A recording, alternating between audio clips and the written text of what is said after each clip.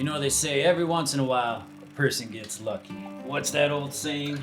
The sun shines on a dog's behind every once in a while. Oh my God, that's a lot of foam. Well, that's what happened to me when I got this here beer fridge. Let's talk about it. Kick the intro!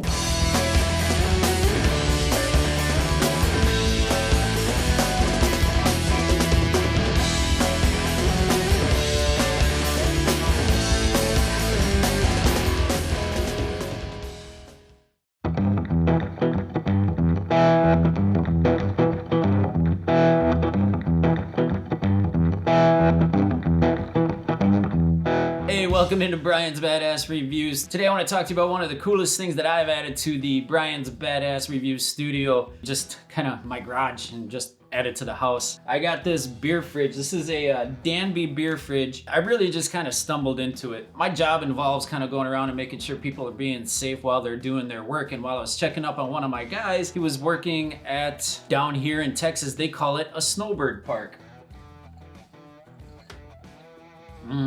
That's good. I was checking up on the guy, making sure that he's being safe. And we went inside the customer's trailer there at the snowbird park. We were walking through and I noticed this beer fridge sitting there. And I was like, hey man, I like your beer fridge. And he looked at me dead on and he goes, well, do you want it? He actually didn't talk like that. He kind of talked more like me because I'm originally from Wisconsin. He was like, hey, do you want it there, eh? You know?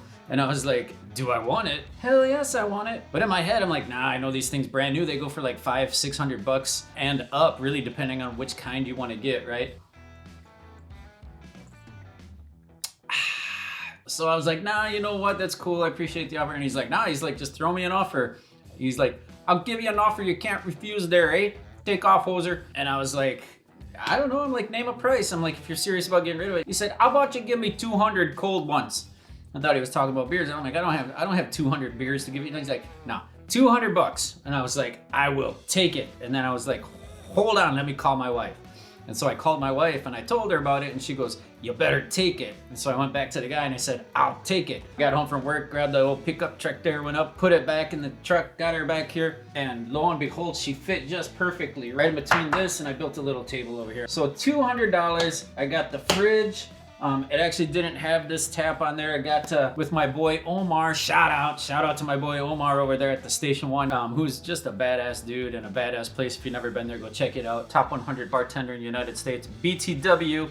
Throwing the BTW down. Woo! Check that out. So I was like, hey, I got this beer fridge. Can you hook me up with the keg? Gave him some money. A couple days later, keg shows up. I go pick it up. I hook it up, start pouring myself some beers. This is the original tap handle that it came with. Once I knew that it worked, my boy again, Omar over there at the station, was able to acquire one of these awesome Dos Equis tap handles, which is one of my favorite beers. It just goes to show, you just never know what you're gonna run into wherever you are. I mean, that to me, it was just a hell of a deal. You know, I like on Sundays, I like to watch my Packer games. I can just come out here, pour myself a nice cold beer. I get done with work and I had one of those heck of a days. Sorry for the swear word there. And I just, you know, want to pour a beer. I come out and I pour a beer. Now, I will tell you that for me, and I don't know why, I've got the CO2 tank hidden under here. I'll show you in some B-roll. I'd like to keep the pressure on that around 10. I do get a little bit of foam first couple pours. So I learned a little trick. You know what? Those first couple of pours, they're going to be a little foamy. Grab yourself a pitcher, get it under there and just go ahead and pour and you'll have some foam, but after a little while it turns right into beer. So I just popped that in the old real fridge over there.